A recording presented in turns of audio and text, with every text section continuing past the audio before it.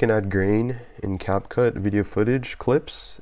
Cut mobile free tutorial. Let's get. If this helped, drop a like, share the video, and subscribe for more. Presets and effects for life, click the link down below and enjoy the tutorial. Right into it. Video clip, make sure it's selected and highlighted. Down and scroll to the right. Basically, we're going to find and locate the option where it says adjust. Next, video quality and auto reframe. To the very right until you see the option which says grain next to vignette. The slider icon, you can drag it to the right. I don't know if you can see, but notice our video has grain. This is now.